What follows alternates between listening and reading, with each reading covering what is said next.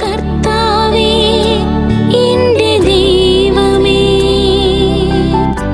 25-ാം ദിവസം. തോമാശ്ലീഹായും തിരുവാങ്കോട് അരപ്പള്ളിയും. കൊറമാണ്ടൽ തീരത്ത് തോമാശ്ലീഹായാൽ ക്രൈസ്തവരാക്കപ്പെട്ട വെള്ളാളർ വംശത്തിൽപ്പെട്ട 64 കുടുംബങ്ങൾ അവിടെ മതമർദ്ദനം നേരിടുകയാൽ ശ്ലീഹായുടെ നേതൃത്വത്തിൽ AD 63 തിരുവാങ്കോട് എത്തിച്ചേർന്നു.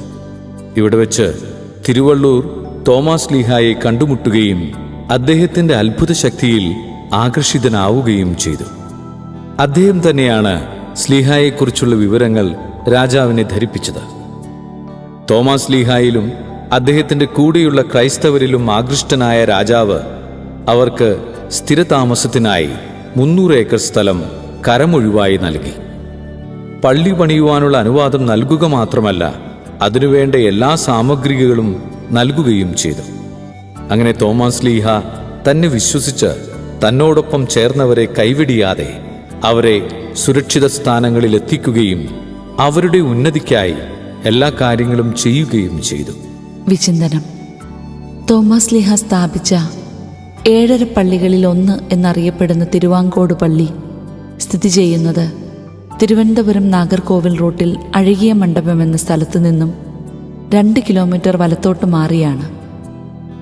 ഓർത്തഡോക്സ് സഭയാണ് ഈ പള്ളി അവകാശപ്പെടുത്തിയിരിക്കുന്നത്. തോമാശ്ലീഹായുമായി ബന്ധപ്പെട്ട പാരമ്പര്യങ്ങൾ പുനർജീവിപ്പിക്കുവാൻ ധാരാളം പരിശ്രമങ്ങൾ ഇവിടെ നടത്തിയിട്ടുണ്ട്. അരപ്പള്ളി എന്നാണ് തിരുവാങ്കോട് പള്ളി അറിയപ്പെടുന്നത്.